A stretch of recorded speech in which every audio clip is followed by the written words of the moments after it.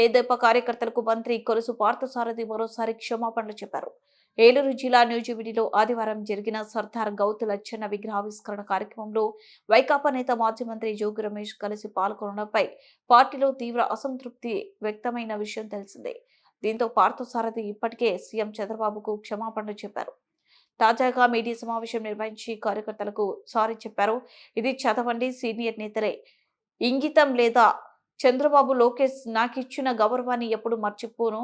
తెదేపా సిద్ధాంతాలను దెబ్బతీసే వ్యక్తిని మాత్రం కాదు. మళ్ళీ ఇలాంటివి జరగకుండా జాగ్రత్త పడతా. తెదేపా కార్యక్రమాల్లో చొరబట్టం వైకాపా నేతలకు అలవాటే. వ్యక్తిగతంగా జోగి రమేష్ తో నాకెలాంటి సంబంధం లేదు అని మంత్రి పార్థసారథి తెలిపారు. తెదేపా ప్రతిపక్షంలో ఉండగా సాక్షాత్తు పార్టీ అధ్యక్షుడు చంద్రబాబు ఇంటిపైకి దండెత్తి వచ్చిన జోగి రమేష్ తో సీనియర్ మంత్రి కొలుసు పార్థసారథి 2 సార్లు ఎంపీగా పనిచేసిన అత్యంత సీనియర్ నాయకుడు, ప్రస్తుత RTC chairman Korikalla Narayana, Palasa MLA Gouthu Sirisha వేదిక పంచుకోవడంపై తెదేపా శ్రేణులు మండిపడిన విషయం తెలిసిందే. ఈ నేపథ్యంలో మంత్రి స్పందిస్తూ సారీ చెప్పారు.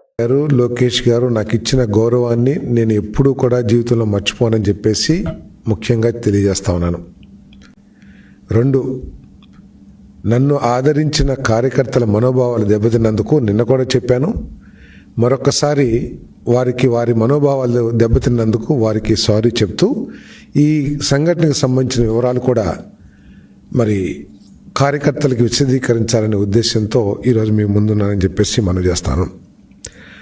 ఈ కార్యక్రమాన్ని పార్టీ రహితంగా, ముఖ్యంగా తెలుగుదేశం పార్టీ అధికారంలో ఉంది. నూజివీడులో తెలుగుదేశం పార్టీ అభ్యర్థిగా, మంత్రిగా నేనున్నాను కాబట్టి నా నియోజకవర్గంలోని గౌడు సోదరులు అందరూ కూడా జనసేనకు సంబంధించిన వాళ్ళు, టీడీపీ వాళ్ళు ముందు లీడ్లో ఉండి ఈ విగ్రహాన్ని ఆవిష్కరించుకోవాలనే కోరికను నా దగ్గర వెలువచ్చినప్పుడు తప్పకుండా నా సహాయ సహకారాలు ఉంటాయి. ఆయన మహనీయుడు, ఒక బలహీన వర్గాలందరూ కూడా గౌరవించదగ్గ వ్యక్తి.